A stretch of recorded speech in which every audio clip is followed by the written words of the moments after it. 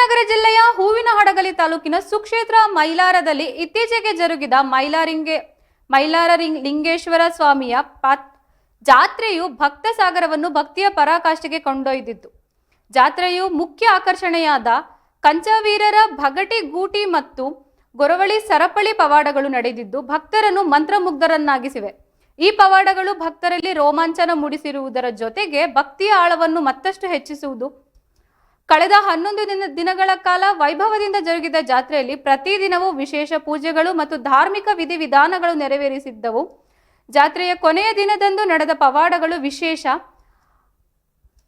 ಕಂಚವೀರರು ಮತ್ತು ಗೊರವರು ಮೆರವಣಿಗೆ ಮೂಲಕ ದೇವಸ್ಥಾನದ ಆವರಣಕ್ಕೆ ಆಗಮಿಸಿ ಗಂಗಿಮಾಳಮ್ಮ ದೇವಸ್ಥಾನದ ಎದುರಿನ ಪವಾಡ ಕಟ್ಟೆಯಲ್ಲಿ ತಮ್ಮ ಪವಾಡಗಳನ್ನು ಪ್ರದರ್ಶಿಸಿದರು. ಪವಾಡ ಆರಂಭಕ್ಕೂ ಮುನ್ನ ದೇವಸ್ಥಾನದ ವಂಶಪಾರಂಪರ್ಯ ಧರ್ಮಕರ್ತರಾದ ಗುರು ವೆಂಕಟಪ್ಪ ಒಡೆಯರ್ ಅವರ ಸಮ್ಮುಖದಲ್ಲಿ ಪವಾಡಕ್ಕೆ ಬಳಸುವ ವಿವಿಧ ಆಯುಧಗಳಿಗೆ ಪೂಜೆ ಸಲ್ಲಿಸಲಾಯಿತು.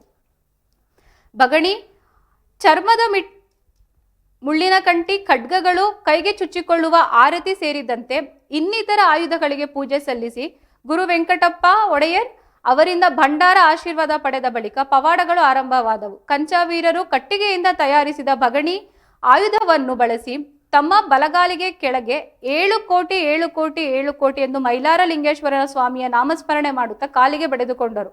ನಂತರ ಕಾಲಿನಲ್ಲಿ ರಂಧ್ರ ಮಾಡಿ ಅದರಲ್ಲಿ ಚರ್ಮದ ಮಿಣಿಗಳನ್ನು ಮತ್ತು ಮುಳ್ಳಿನ ಕಂಟಿಗಳನ್ನು ದಾಟಿಸುವ ಮೂಲಕ ಭಕ್ತರ ವಿಸ್ಮಯಕ್ಕೆ ಕಾರಣರಾದರು. ಈ ಪವಾಡಗಳು ಯುವಕರಲ್ಲಿ ಹೆಚ್ಚಿನ ಸಂಖ್ಯೆಯಲ್ಲಿ ಭಾಗವಹಿಸಿದ್ದು ವಿಶೇಷವೆಂದರೆ ಮದುವೆಗೆ ಮುನ್ನ ಈ ಪವಾಡಗಳನ್ನು ಮಾಡಬೇಕೆಂಬ ಪ್ರತೀತಿ ಇಲ್ಲಿನ ಜನರಲ್ಲಿದೆ.